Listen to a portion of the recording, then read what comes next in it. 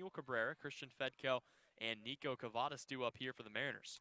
And I think it's a great thing that that at all levels we're kind of taking away that play at the plate where you can kind of run over the catcher. It's something that's kind of been long overdue with all the concussions that we've seen in in all these contact sports as the first pitch is fouled off.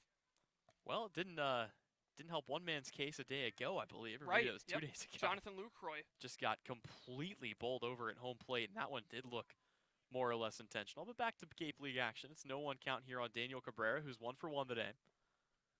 Here comes the kick and the delivery, the 0-1. That one's going to be chopped foul. And the crazy thing also with that rule is it wasn't really based on plays at the plate that involved head injuries. It was Buster Posey who got run over by Scott Cousins and ended up fracturing his leg, and that was kind of the thing that set that rule in motion. And we've definitely seen a lowering of those types of injuries happening in the sport. Beller's 0-2's taken up the middle. That might get through. Coming across as the shortstop. Throw to first, not in time.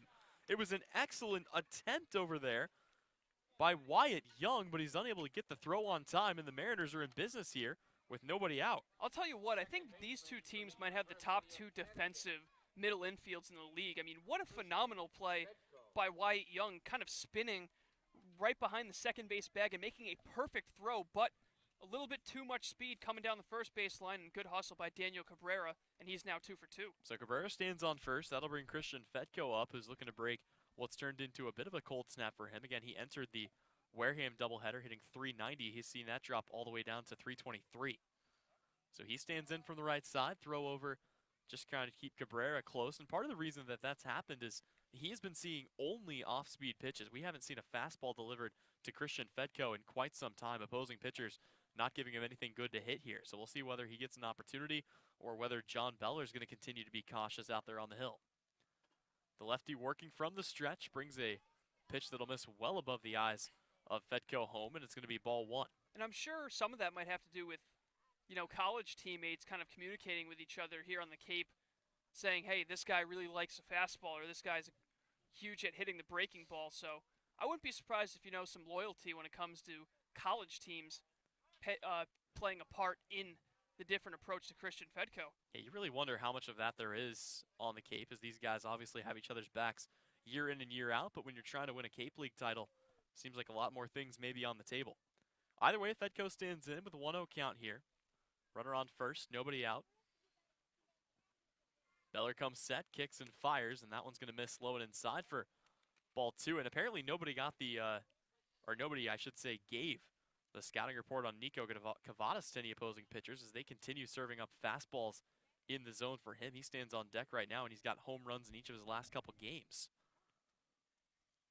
So with a 2-0 count, Beller kicks, and that one will be fouled off by Christian Fedko. Back to the parking lot. Everybody scatters, and it's a 2-1 count.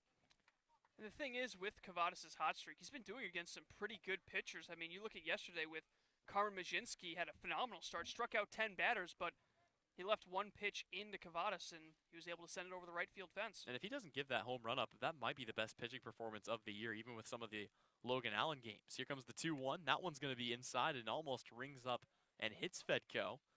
He's able to dive out of the way, and the count is 3-1 here. Fedko, of course, hit a ball right on the screws in his first at-bat, but unfortunately right at the second baseman Dugas, who threw on to first and doubled off Daniel Cabrera, who's on first right now. Yep, Cabrera's playing a little bit closer right now to the first base bag. Still nobody out. Beller sets the 3-1, and that's going to miss inside, so it's a 5-pitch walk to Christian Fedko. And with Nico Cavadas coming to the plate, the Mariners have runners on first and second. It is an ideal scenario for Harwich, the way they've gotten two guys on base for an RBI machine in Nico Cavadas, leading the entire team in runs batted in this year. Now, of course, some of that with the benefit of being on the team from the very start, but make no mistake about it, he's been producing all season long with 15 RBIs on the year. So Cavadas stands in, looking to extend his hitting streak. He's 0 for 1 today, riding a 9-game hit streak into this one. Beller comes set and brings the first pitch home. Check swing is going to miss low, and a welcome sight, Colin, as Mike Rothenberg is standing in the on-deck circle, so it looks like he'll be okay to continue in this one after getting shaken up behind home plate.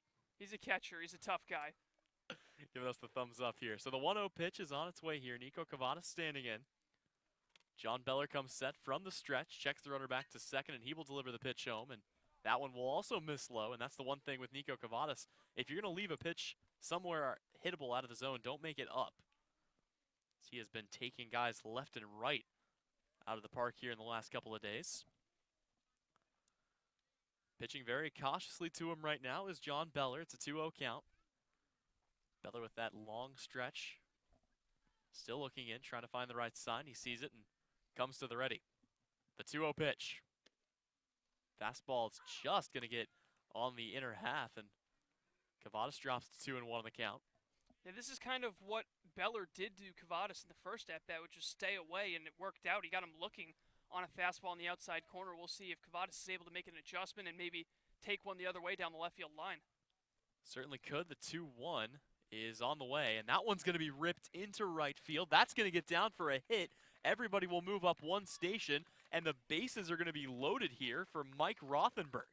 So the hit streak continues for Nico Cavadas. He's able to find his way on base safely, and yep, bases are loaded, and talk about a great chance at redemption for Mike Rothenberg after taking that hit last inning. Now he's got a chance to give his team the lead here in the top of the fourth. Go back to the last game that Mike Rothenberg played in, as there will be a meeting at the mound, and that was against the Wareham Gatemen.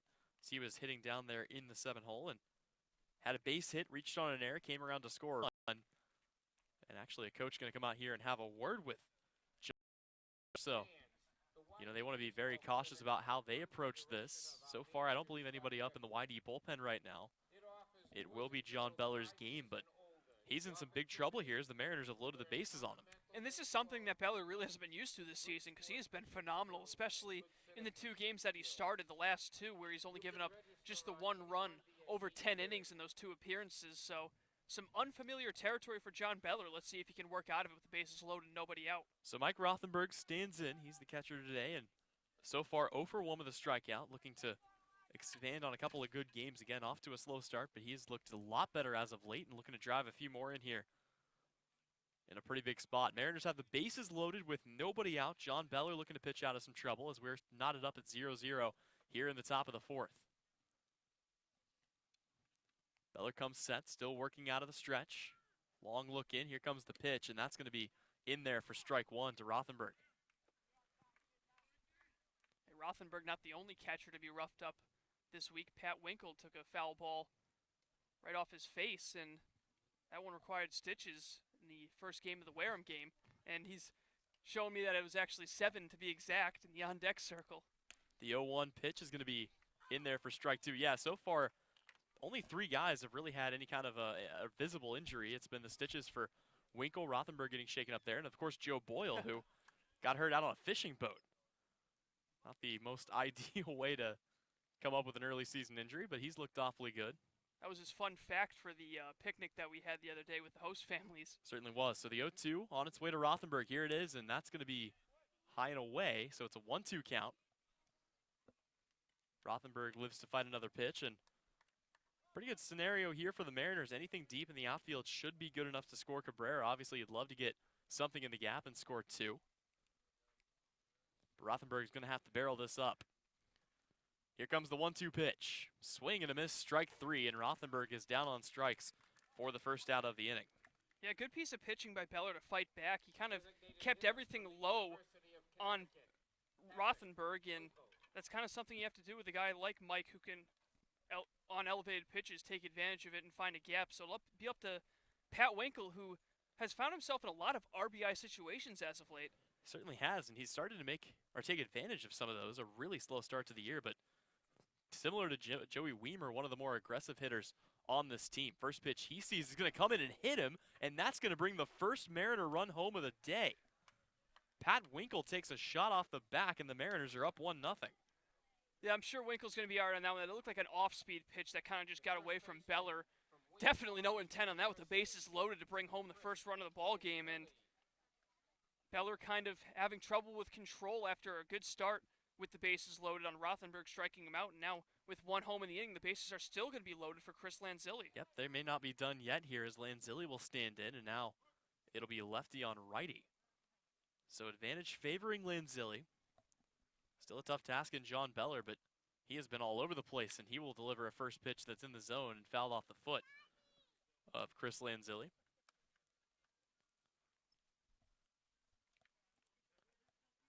Beller coming into this game is one of the better pitchers on the YD staff, and that's a staff that's been kind of disappointing this season, as again, they've given up so many runs this year, but Harwich finally able to get to him here in the fourth, and hopefully they can extend that.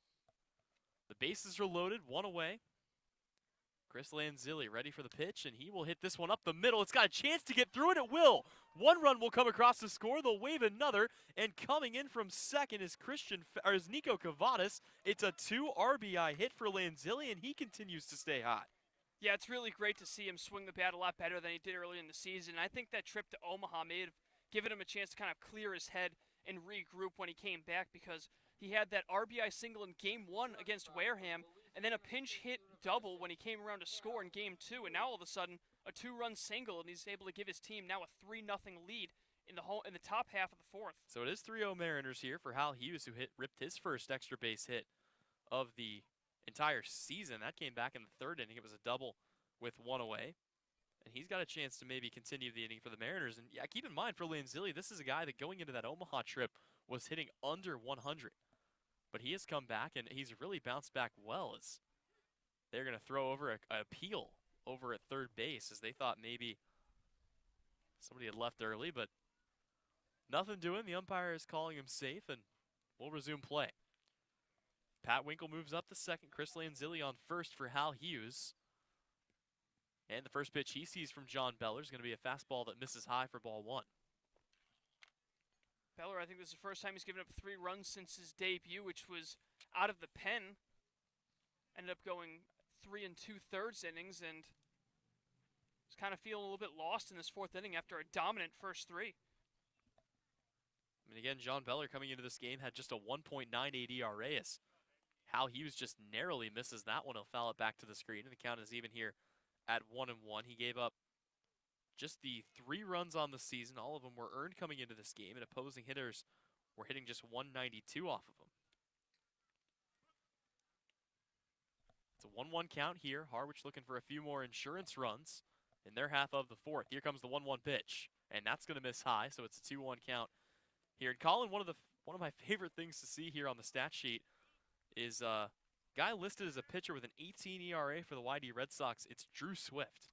So we've seen a position player come into pitch here for the Red Sox at one point this season. I think 4 or 5 different teams have utilized that. Harwich has not been one of them. Fortunately, the Mariners have not been down in a game far enough to get to that point at any point this year, as the 2-1 is on its way, and that'll be fouled away here by Hal Hughes. Maybe we'll see Drew pitch a couple innings with the Sun Devils next year. I doubt it, but you know, you never know. It could happen. And I'll tell you what, if it does come down to it for Harwich, we've seen Joey Weimer taking a couple of bullpens before games, so he may be the guy that they turn to if it comes down to it. But obviously for the time being, no need for that, as the Mariners are enjoying a 3-0 lead here. Hughes digs in. Here comes the 2-2 pitch, and that one's going to be swung on and taken into right, but right at Eister, who makes the catch. Nobody tags, and he will throw that one in. So 2 away here in the inning for Max Marshak. Been a really good start so far for those 6, 7, and 8 hitters. I mean, Winkle. 1 home run away from potentially not taking a loss yesterday at Falmouth. So a team that, you know, really should be probably closer in the playoff picture, but they've had some unfortunate circumstances. Now trying to pick up a win against YD. First pitch is on its way, and Marshak will foul that away. And a big part of that was that stretch where they had lost, I believe it was 4 of 5 in games that they had scored first. So it was a big problem of keeping the leads, and it really didn't have too much to do with pitching, but more so being able to sustain offense over the course of an entire game. Yeah, they went 5 games in a row where they didn't score. They only scored 1 run in the last half of games. The 0-1 swung on and missed, an off-speed pitch low, and Marshak swings over the top of that one.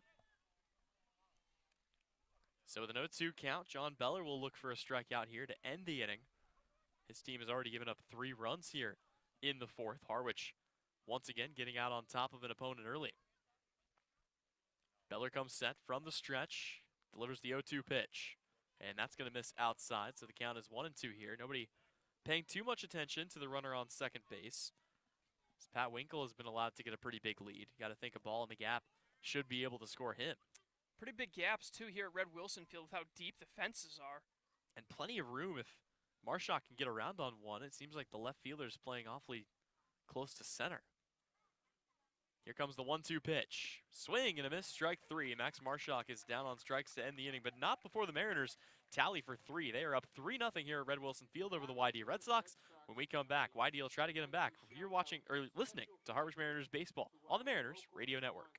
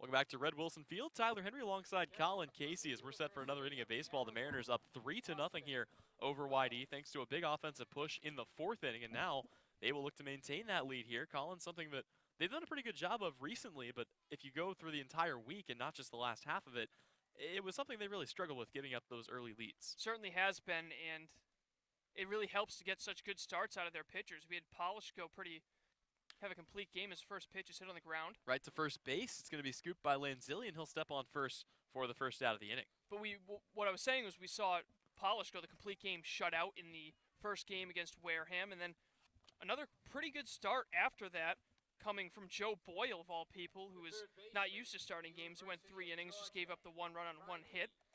And last night, a decent start from Carson Seymour as well, 4 2/3.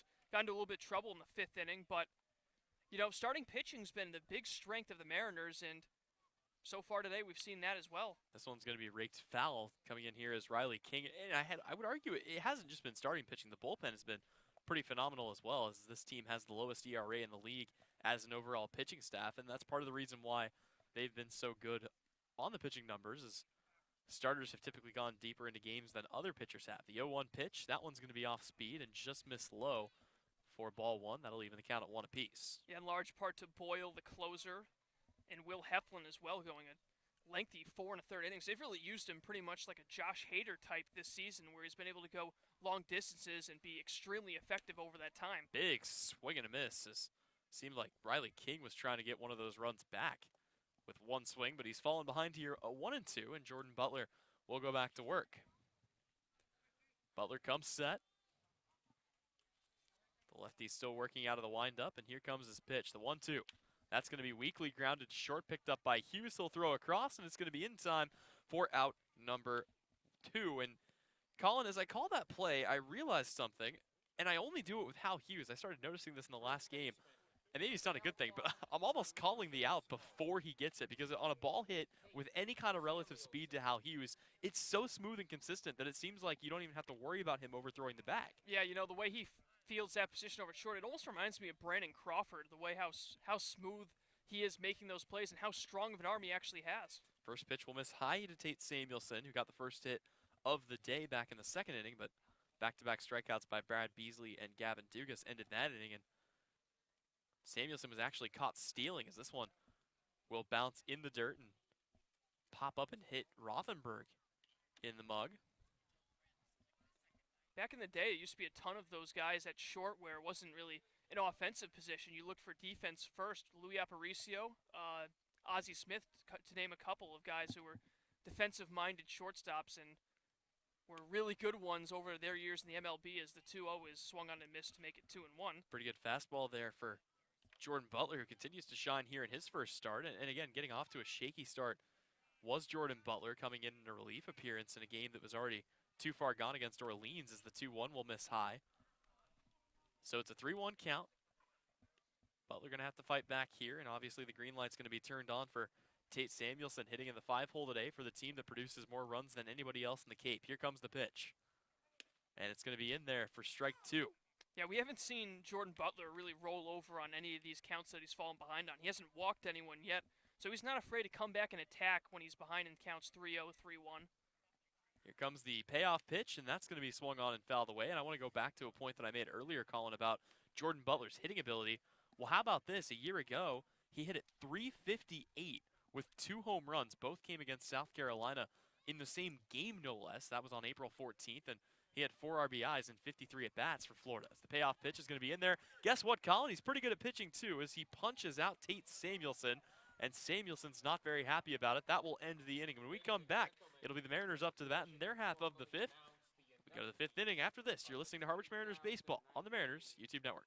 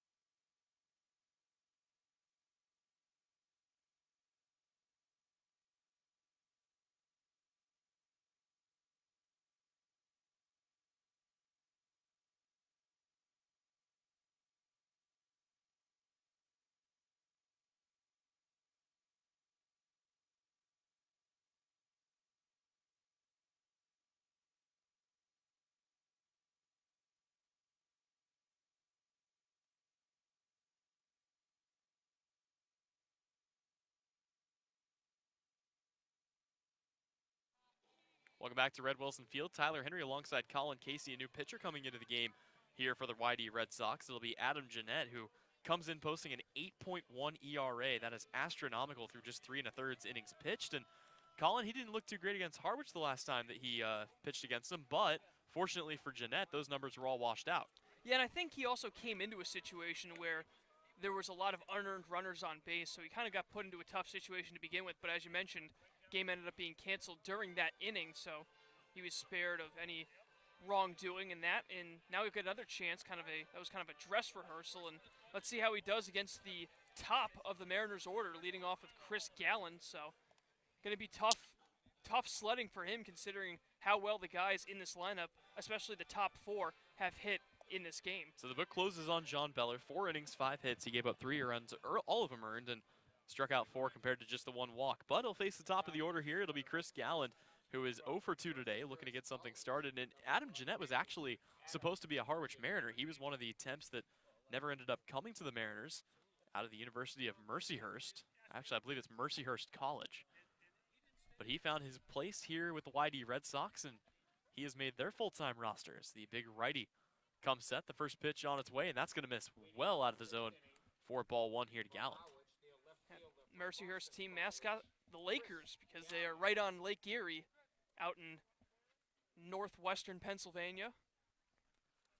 The 1-0 pitch, that one's going to be in there for a called strike on the outer half. So, yeah, Jeanette, the 8.1 ERA. He struck out only 3 guys this year compared to 2 walks. He'll bring the 1-1 home, and that will miss low and away for ball 2. Yeah, and the great thing about pitching in this league is you never know what situation you're kind of going to get thrown in. We've seen Jeanette in tough situations before, but this time a lot easier, albeit his team down 3 runs, but nobody on base. Fresh start to the inning as that pitch misses as well, so it's a hitter's count for Chris Gallen, 3-1. Yep, Chris Gallen with an opportunity to make a walk here.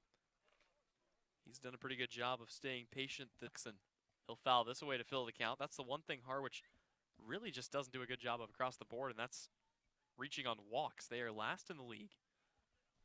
The leader on the team is Daniel Cabrera, who stands on deck. He's got 7, and he wasn't even here to start the season. He had to come halfway through the year thanks to the College World Series playoffs. So the 3-2, Adam Jeanette comes set from the windup. Here comes the payoff pitch, and that one swung on and missed. Down on strikes is Chris Galland, and that is the first out of the inning. So Daniel Cabrera will take his hacks now. He's on an absolute tear as of late. We talk about how hot Nico Cavadas has been. Cabrera has been almost just as good. He's already 2 for 2 with a run scored today. Yesterday, he had a base hit and a run scored. And then in the Wareham doubleheader, had a 3 RBI triple back in the 4th inning. First pitch is going to miss well up above the glove there, as Austin Wells can't even get a hand on it there. And Jeanette's been awfully wild up today, Colin. Yeah, he certainly has been. That pitch going to the backstop. But back to your point about Cabrera in the doubleheader, he's just been the king of the doubleheaders. He had that big game against Hyannis in Game 1. As the 1-0 comes in off his foot. Yeah, his 2 4 RBI games both came in doubleheaders. One against Hyannis, the other one against Wareham. And for Harwich, I mean, I get that you have the 2 games rescheduled, one for this Monday, one for next Monday against the YD Red Sox, but I'm sure they'd be just as content to play a doubleheader today, as the 2-0 pitch is going to be swung on and missed by Cabrera. Cabrera would certainly like it, as you mentioned, hitting just ridiculously well in doubleheaders, but it seems like the whole Mariners lineup does the same. As in doubleheaders this year, they've gone 5-1. Here comes the 2-1 pitch from Jeanette. That's going to miss once again, low and inside, back to the backstop. He is really struggling to locate here. And you know, some people point to doubleheaders and say, oh, maybe the Mariners are playing better because their bullpen's not that great. That really hasn't been the case at all. They get good starts regardless out of any of their pitchers in those doubleheaders. It's really just the offense tends to show up in those. 3-1 pitch, once again missing inside, and that's going to be ball 4 to Daniel Cabrera. So Jeanette just cannot buy a strike right now, and that's going to bring Christian Fetko up to the plate here with 1 away in the 5th. I think that at-bat, or plate appearance, I should say, might have prompted a call to the bullpen, as I'm starting to see some guys getting loose out in the YD bullpen. Well, it's an interesting choice to bring Jeanette into this game in this situation because, again, there are better pitchers in the bullpen for the YD Red Sox, and a 3-run deficit can still be overcome for the hottest team offensively in the league. It's not like they're down by 10 runs or anything, but they elect to go with a guy who has the 4th worst ERA on the team, and he allows a 1-pitch or a 1-out walk here. So Christian Fetko will take his hacks. He reached on a walk and scored the 2nd run of the outing back in the 4th inning. Righty on righty matchup. Jeanette kicks and fires, and that one's going to miss low to start the at-bat with a ball. Yeah, that's one thing you really can't do to this Mariners team is start walking guys, because it seems like they even hit better when they have guys on base already via the walk. So with a 1-0 count, Christian Fetko will dig back in. Now working out of the stretch for the first time is Jeanette, and that pitch will also miss low. So here, Colin, he's thrown, I believe, only 3 strikes. They came to Chris Galland to strike him out to start off the inning. But even in that at-bat, the count was run full.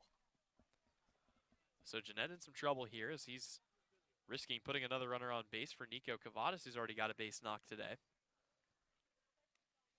The 2-0 count, here comes the pitch. And that's going to miss low and away, so the count is 3-0 here. That is now 6 consecutive pitches outside of the zone for Adam Jeanette. Not a good idea to walk 2 guys with Nico Cavadas in the on-deck circle. So the 3-0 as Fetko could also deal some damage here. Still hitting well above 300. He will stand on, bat on the shoulder probably, and that's going to be a fastball right down the pipe, but obviously going to have to allow Jeanette to try to walk you. So the green light's turned on here for Fetko. I wouldn't be surprised, honestly, if he even takes this pitch as well with how much trouble that Jeanette's had throwing strikes in this outing. See if Jeanette will group him a fastball here, something he hasn't seen a whole lot of in the last couple days. The 3-1, that's going to miss in the dirt. That one skipped about a foot in front of home plate, and now the Mariners have runners at first and second for Nico Cavadas. Yeah, and that's going to cause Austin Wells to go out and try to calm his pitcher down, as despite getting that strikeout on Galland, it seems like his command's been all out of sorts ever since entering this game in the top half of this inning.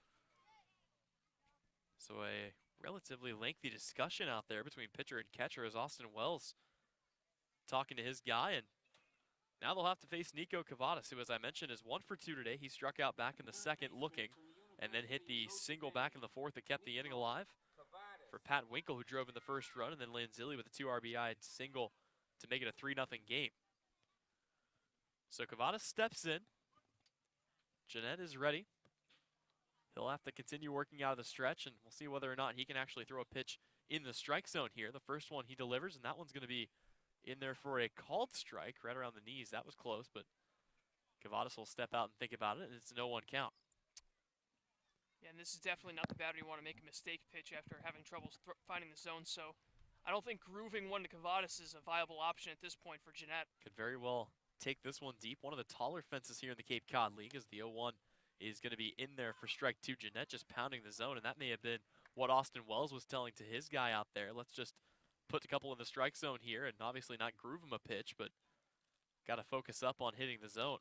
Might want to keep it down as well, try to prompt a double play ball and get out of this inning unscathed. So Cavadas down 0-2 here. He'll stand in. Here comes the pitch. And that one is going to be skied high in the air and into foul territory. Coming in, charging from left field and unable to come up with it was Campbell, as he kind of came streaking out of from nowhere out there in left, but he can't make the grab. Yeah, it was actually Riley King who at first was running towards. Then he kind of realized that that ball was out of his range. But again, with the outfield kind of swung a little bit towards the right, it was also a long run for Noah Campbell. So that ball just kind of dropping in no man's land. No real chance of making a play on that pop-up. And now Campbell has to turn to make the long jog back out to left field. So he takes his position again. Still an 0-2 count here on Nico Cavadas. Jeanette comes set. Doesn't check the runner and brings the pitch home. That's going to skip off of the glove. It rolls back to the backstop, and everybody's going to move up a station. So ball one is going to put two runners in scoring position here for Nico Cavadas with only one out. Now, Colin, anything in the outfield could potentially score a run. A lot of speed on third and Daniel Cabrera. And not only that, with the way that Jeanette's been struggling to find the plate, a run could score on a pass ball or a wild pitch. It's been a really tough time behind the plate for Wells trying to go left and right and keep the ball in front of him. So we'll see the infield come in a little bit, not fully, as they're still looking to focus on just get the sure out at first base. Since Jeanette came into this game, that's the fifth ball that's gotten back to the backstop. 3 have gone underneath, 2 have gone over the top. Here comes the 1-2 to Cavadas. That one swung on and chopped high to second. Runner taking off for home. They'll throw there. It's going to be skipped. Now they got in a rundown. Cabrera's running back to third. There's another runner there. They're going to tag him out. But Cavadas a heads up base running there to move up to second. So the scenario stays the same, but let's update you on who is where. Daniel Cabrera is off the base paths. Christian Fetko moves up to third. Nico Cavadas will reach on a fielder's choice and then advance to second. And Mike Rothenberg will now come up to bat with 2 away. Yeah, that was a smart play by Harwich, kind of cutting their losses with Cavadas going all the way up to second base with the ball coming home. I mean, I think it was a smart play over at second by Dugas to throw home. And it wasn't really that great of a throw. Wells did a great job of digging that one out, and there was just nowhere to go for Cabrera. But still 2 runners in scoring position, 2 away for Mike Rothenberg. He picked that one like a first baseman, so Rothenberg, who was 0 for 2 today with a pair of strikeouts, gets a chance to maybe drive a run of his own in here with 2 away for the Mariners. Jeanette trying to get out of trouble. Here comes his first pitch, and that will miss high for ball 1. And Colin, it's kind of crazy to think that after getting the situation that they had, Harwich may come away empty here, as they had an ideal scenario, 1 away, runners on second and third. But Jeanette may be able to pitch his way out of this. Be pretty impressive given the way he's looked in this game. So Jeanette comes set from the stretch. It'll be righty on lefty, and he'll miss another pitch high and away. A good job of getting up to pick that one from Austin Wells. You called it. A ball that gets past the catcher could very well score Christian Fetko. This is one of the few parks in the league that just has chain link fence on the backstop, so that's going to deaden anything unless it hits directly off the pole and bounces back, but your odds of that are pretty astronomical. 2-0 count. Jeanette ready with the pitch. Here it comes. That one's going to be grounded foul down the first baseline by Rothenberg. Yeah, even with some of the slowest runners in the league, you should be able to score on a ball that gets past, even if it's coming at lightning speed. Like you mentioned, that fence is going to kind of just stop anything in its path, and that's a long run all the way to the backstop. I'd say about 30 to 35 feet, perhaps. So the 2-1 count, Rothenberg will dig back in. Jeanette will bring the 2-1 home, and this one's going to be hit fair, but right at the first baseman. He struggles to pick it up. He'll flip to Jeanette, and Jeanette will put it away for out number 3. The Mariners able to get 2 in scoring position, but can't bring anybody home to score. We go to the home half of the 5th. Whitey looking to get 3 runs back when we come back here on the Harwich Mariners Radio Network.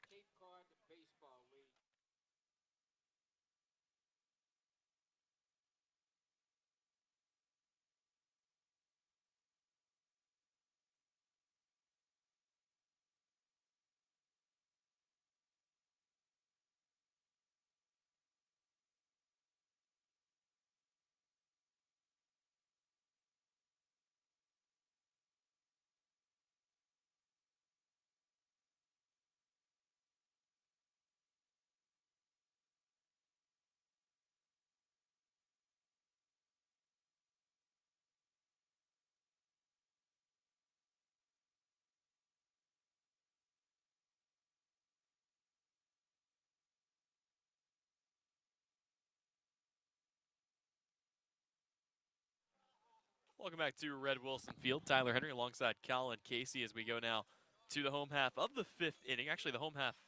Yes, the home half of the 5th inning. Kind of forgot where we were for a moment, but we're here at Red Wilson Field, and it'll be the Harwich Mariners looking to continue the defense of their 3-run lead. Colin, it seems like they've been able to get ahead of teams early in most of their recent games. The one exception being yesterday, where they went behind 1-0, but reclaimed an early lead to go up 2-1, and then eventually lost that one in heartbreaking walk-off fashion. And one of the differences I've seen, at least in the pitching department in this game, is the way that the Mariners have kind of they've given up some base runners here and there, hits in all 3 of the first 3 innings, and Jordan Butler's just done a great job of stranding those runners, not being phased by runners, whether it be at first base or third base. So Brad Beasley will be the first man up. He will foul the first pitch he sees away, and Jordan Butler back out here for another inning of work. He could very well turn into the next guy in the rotation for the Harwich Mariners, as his 0-1 pitch from the windup is going to be swung on and missed for strike 2. And one thing we've seen from almost every Harwich Mariners pitcher is longevity. We've seen guys that have been able to go 3, 4, 5 innings out of the bullpen, let alone starters. So the 0-2 is on its way. That one's going to miss high. Try to get him to chase a high fastball. That seems to be one of his better pitches, too. Jordan Butler has really been working that high fastball today, and it's been able to put guys in some really tough situations.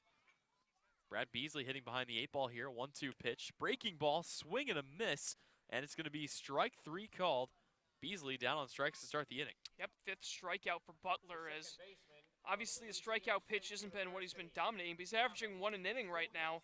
There's the 1, and sometimes that's all you need when you have such good defense behind you, and the Mariners have been in the top 3 for as long as I can remember in the league in defense, and with a clean game yesterday as the first pitch actually comes in and hits the batter Dugas. Yeah, barely got him on the tip of the cleat there. He might have a bruised toe tomorrow, but he'll be able to go on to first here, and that's going to be the first runner in the last couple of innings here for YD. The middle of the lineup went down 1-2-3 last inning, and it was I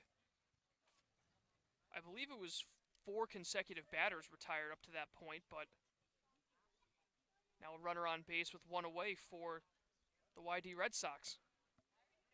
So here comes the first pitch. That's going to miss high off the glove of Rothenberg. That'll get back to the backstop, and that will allow Gavin Dugas to move into scoring position as Andrew Eister takes ball 1 high. I think that one might be a pass ball, as it kind of wasn't really all that wild from Butler and went off the top of Rothenberg's catcher's mitt, goes to the backstop, and now you got a pretty quick guy in Gavin Dugas on second base. A base hit from Eister could plate the Red Sox first run of the ball game. Christian Fetko is actually coming in here from second to have a word with his pitcher. That's awfully rare, but we'll see what that's all about. He delivers a sign back to Rothenberg.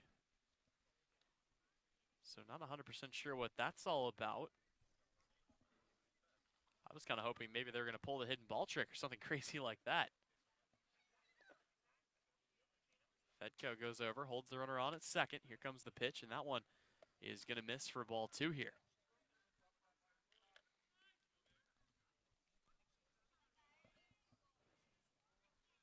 So Jordan Butler with a 2-0 count, facing Eister, who's already 1 for 1 with a base hit today. He was caught trying to take home. That was actually the one that took Rothenberg out behind the plate. Here comes the 2-0 pitch, and that one is going to miss high. So Jordan Butler has fallen far behind.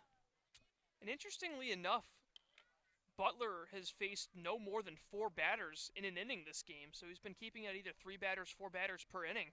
But a walk here could maybe change that pattern. We'll certainly see here in a moment as it's a 3-0 pitch.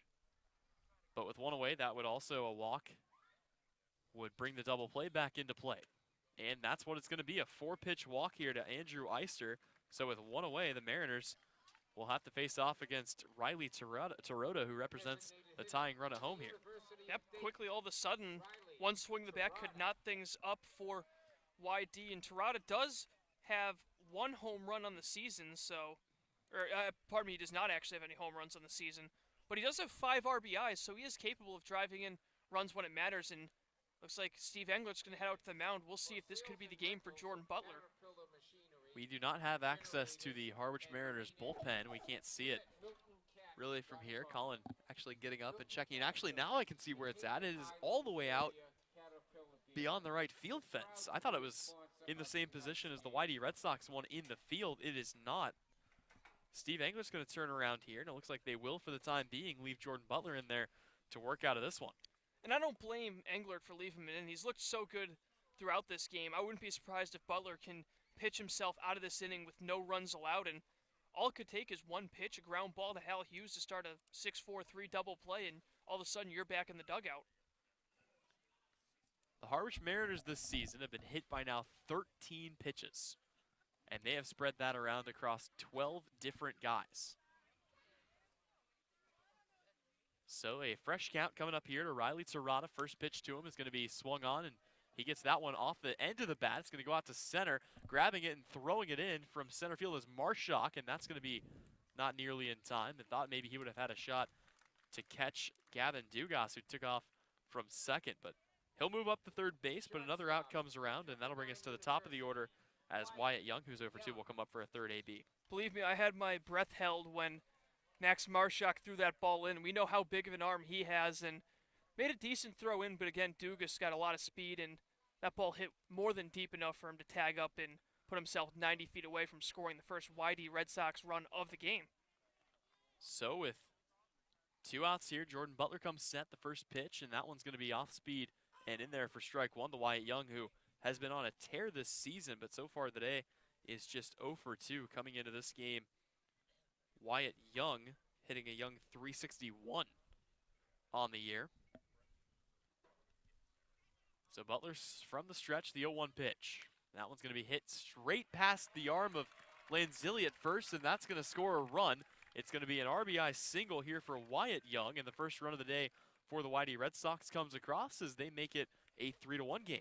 And the 12th RBI for Young, which is pretty impressive, hitting out of the leadoff spot. You don't see a ton of RBIs from leadoff hitters because they don't really have as many chances as guys lower in the lineup, but when you're hitting 361 coming into this game, it's no surprise that you'll pretty much be able to get a hit almost any time your team needs it. So first and second here for Noah Campbell. The tying run is on. The go-ahead run is up.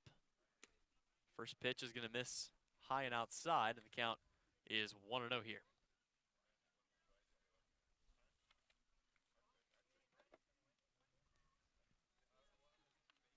Butler will go back here, check the runner back to second. It's Andrew Eister on second, Wyatt Young on first, as this pitch will miss low and away, and it's a 2-0 count. He's fallen behind here. Yeah, a little bit of command issues for Jordan Butler, which we really didn't see at all through the first 4 innings. He hadn't walked anybody, and now he's walked and hit someone this inning. This is going to be hit hard, but right at third base. It's picked up by Cavadas. He has to make a quick throw to first, and it's in time for out number 3. So the inning is over. Whitey gets 1 run back, but the Mariners still lead by 2. When we come back, we'll try to add to that. We go to the 6th inning after this here on the Harwich Mariners Radio Network.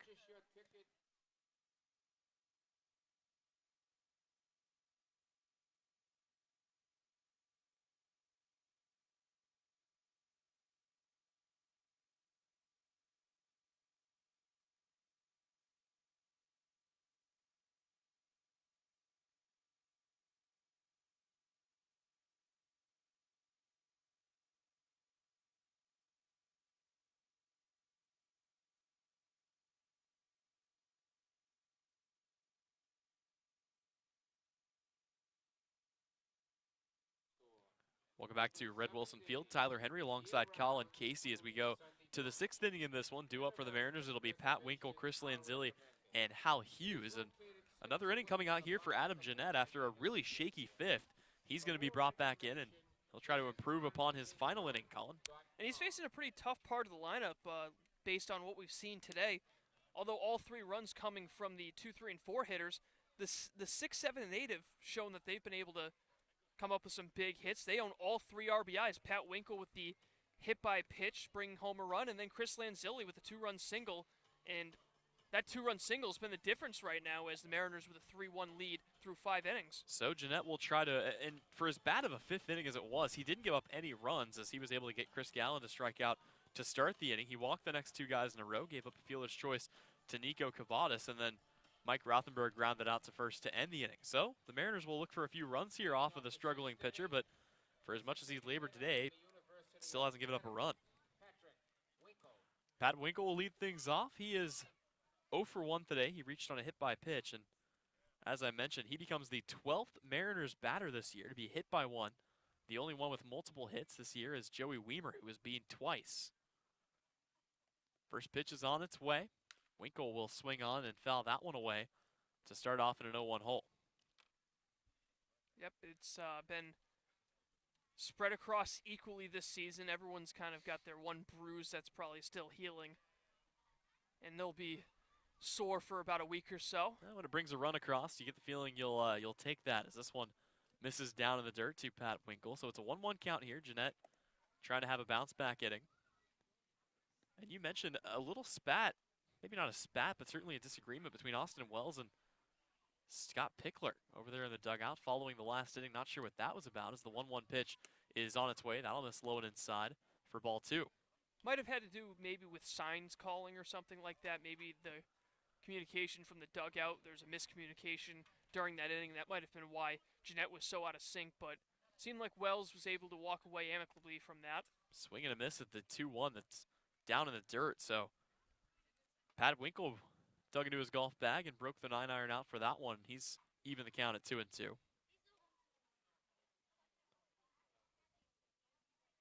See whether Adam Jeanette tees one up for him here.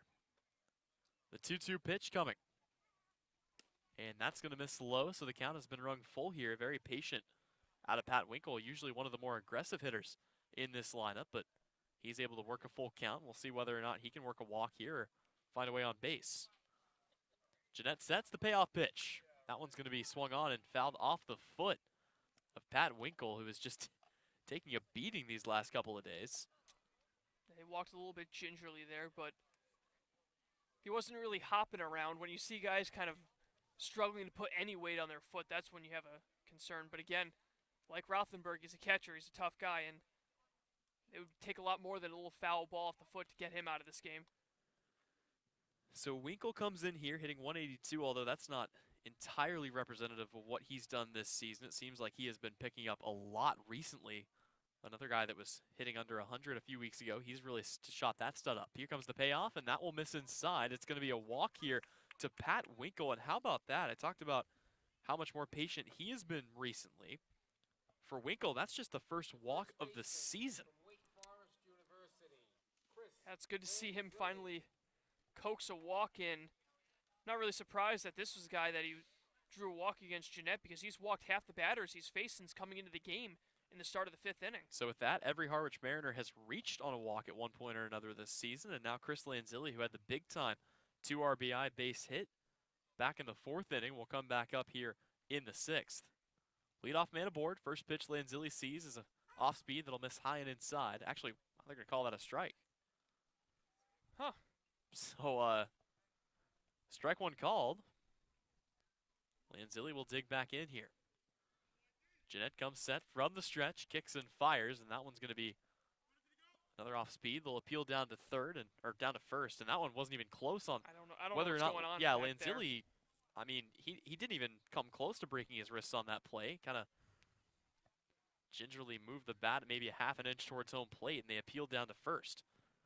So the 1-1 count. Lanzilli digs in. Here comes the pitch, and that one is going to miss high around the letters. Runner on first is Pat Winkle, who, of course, reached on his first walk of the season just an AB ago. Nobody out here for the Mariners. They lead it 3-1 here in the home or the visitors' half of the sixth. Hal Hughes standing on deck. Here comes the pitch. Swing and a miss. That one down, and that one about hit home plate. It'll be a 2-2 count here for Chris Lanzilli. Winkle not a huge threat over at first to run, but he does have a decent-sized lead on Jeanette. 2-2 on its way. Here it comes, and swinging and missing that one is Chris Lanzilli. We kind of said this half as a joke, half not, because it is statistically accurate, but for Pat Winkle, if he steals a base at any point this year on the Harwich Mariners season, it will be the first stolen base of his entire career. Didn't have one in 2018, didn't have one in the summer of 2018 as he was with the lacrosse Loggers up in the Northwoods League, and then didn't have any in the 2019 season with UConn either. First pitch will miss low in the dirt to Hal Hughes. Actually, quick correction. Pat Winkle spent the summer of 2018 with the Bristol Blues in the Futures League. It was Mike Rothenberg who spent time with the lacrosse loggers up in the Northwoods League. So either way, Hal Hughes will dig in here. Runner on first, one away here. Adam Jeanette trying to get out of another inning where he allows the leadoff man on, and this is fouled away back into the parking lot. That one actually not making the parking lot as it hits the stands behind us. You can hear the bleachers, and that'll be an interesting moment for us to kind of bring up the setup here at Red Wilson Field. We're set up in a pretty good spot here, actually directly behind the on-deck circle for the Harwich Mariners, but unlike places like Stony Brook Field where we're here field side, the bleachers are a good, I'd say probably 10 to 20 yards behind us. So there's a lot of space between the spectators and the field, as this is going to be grounded weakly, just foul. Pat Winkle was on the move there, so had there been no contact and he got a decent jump, if Wells didn't make a perfect throw, Pat Winkle would have been able to break that streak. Kind of reminds me of Randy Johnson, who hadn't hit a home run in his entire career until his age 40 season with the Arizona Diamondbacks. It was something that was talked about, kind of like Bartolo Colon as well, but Johnson finally able to hit that first home run with Arizona against the Milwaukee Brewers. So the 1-2 count, Winkle is going to get a closer lead here. The pitch is coming. This will be fouled away by Hughes once again. That one will take a bounce back in the parking lot. Ball landed about 5 feet short of my car, so. Hey, you parked there. I did. That's on you. Believe me, the second I left, I realized the mistake I had done as I looked back and I kind of just shook my head and I'm like, hopefully not today. Had about probably, 45 minutes before pregame if you really wanted to move it, but we'll see. As the Colin Windshield sweepstakes are still active, at least for another half of a ball game. Jeanette comes set, the 1-2. Hal Hughes standing in from the left side. Here comes the pitch, and he will take that one up the middle. It's going to get down. Another hit for Hal Hughes, his first multi-hit game of the year, and the Mariners have something cooking here with one away. And that's some heads-up base running by Pat Winkle. He froze on that line drive, didn't get caught too far off the base because that ball was hit hard, and Dugas wasn't too far away from that, so a smart move to freeze, and he's able to advance to second. And now Max Marshak with a great chance to bust out of this slump that he's been in to begin his Harwich Mariners career. Yeah, Marshak has gotten off to a decent start, not a great one offensively as he's hitting about $125, but he has insane amounts of speed. We've seen that all throughout the course of the season, and also pretty solid defensive ability. The batting stats are there for him during the 2019 year with Texas Tech, just trying to pick it up here in the Cape League. He squares to bunt, and the first pitch is going to be missed there. So strike one to Max Marshak, who in 2019 hit .235 with Texas Tech, an on-base percentage of .301. He had 1 home run, 12 RBIs, and 6 extra base hits during the course of that season. Definitely a defense-first type player, but boy, has he made a difference both on defense and on the base pass for this Mariners team in such a short period of time. He was the #1 outfield prospect in the entire state of Texas coming out of high school. Here he'll watch a strike go by. Pretty good off-speed there by Adam Jeanette, and he's fallen behind 0-2.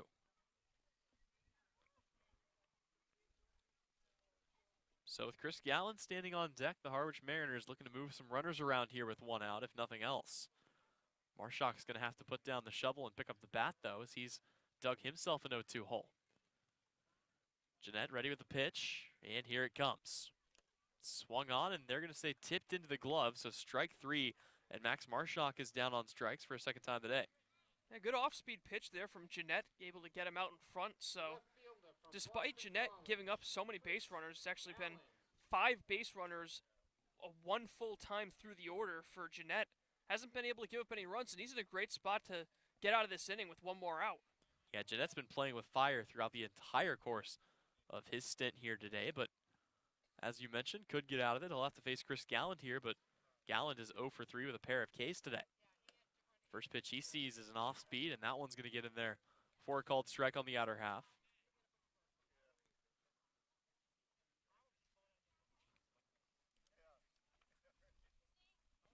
Jeanette ready to go, still working out of the stretch. Runners on first and second, 2 away here in the visitors' half of the 6th inning for the Harwich Mariners. Here comes the 0-1 pitch. That one is turned on and got a pretty good piece of it, but he's going to foul that one off down the third base line. Quick scoreboard update for you. The Bourne Braves are up 2-0 on the Falmouth Commodores. That is the only score right now, as Katuitt and Wareham has yet to start, and then Orleans and Chatham getting underway here about 5 minutes ago. Yeah, that swing by Galland actually had home run distance down the left field line, but hooked about 10, 12 feet foul. And seeing Galland in that leadoff spot for the Mariners for the first time in quite some time, go all the way back to the second game of that Hyannis doubleheader the last time he led off. Seemed like Gallen and Cam Thompson were the two guys that led off a lot early in this year, as a pretty good block in the dirt by Austin Wells will keep the second ball of the at-bat in front of him, and nobody moves up for the Mariners. And that's what I was talking about earlier. I feel like with how well Wells swings the bat, his defense kind of gets overlooked. He does a great job of blocking tough pitches in the dirt, and he's been a big reason why this deficit isn't more than 3-1. So Jeanette will set here. The 1-2 pitch coming. He's looking to get out of yet another inning where he's allowed a runner in scoring position. Gallen takes that one up the middle, and it's going to get through. They're going to wave one run across. He'll score easily. There will be a throw, and it won't matter. Runner takes off for third. Throw to third is going to be well ahead and in time. So Hal Hughes is going to get smoked trying to swipe another bag, but it doesn't matter as Pat Winkle comes across the score, and the Mariners have retaken their 3-run lead. They're up 4-1 when we come back. The Mariners will head back into the field after this. You're listening to Harwich Baseball here on the Mariners YouTube Network.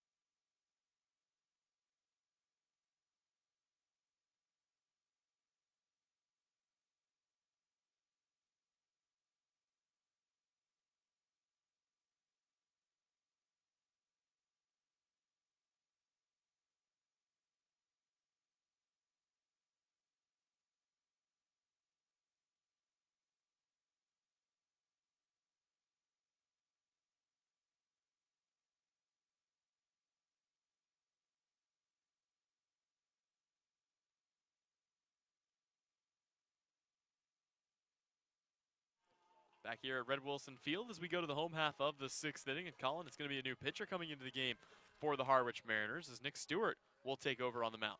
Yep, first time we've seen Nick Stewart in a little while. It was a great outing from Jordan Butler. 5 innings pitched, just the 1 run on 5 hits. He walked 1 while striking out 5. But the last time we saw Stewart, you have to go back. He actually got the win after blowing a 3-run lead, giving up that 3-run home run to Tyler Hardman that tied the game against Brewster. But it was Christian Fedko coming up big later in that game, and since Stewart was still in the game, he was credited with his first victory of the season. So Stewart looking to have a much better outing this time and kind of keep things where it is once again with a 3-run lead. It was actually 4-1 was the deficit the last time he came into the game. Yeah, it seems like it's been a very up and down year this season for Nick Stewart, who, I mean, again, he's been very good in 2 appearances, and he's been very shaky in a few others. So we'll see what he has in store here as the Mariners will send him out, and he'll face off against the top part of the order. It'll be Austin Wells, Riley King, and Tate Samuelson here coming up for YD. Wells stands in to start things off. He had the first hit of the game back in the first inning, aside from that 0 for 1 with a ground out. First pitch is going to miss outside for a ball. Nick Stewart, a guy that got a start earlier this year as well. 3 pitches for him: fastball, circle change, knuckle curve. So some interesting stuff that he throws with, and his next pitch will miss outside for a ball as well. Austin Wells had that big 2-run shot against Harwich back on June 26, one of his 5 home runs on the season. Good enough for, I believe, a share of the league lead in home runs. 2-0 from Stewart, swung on and fouled away.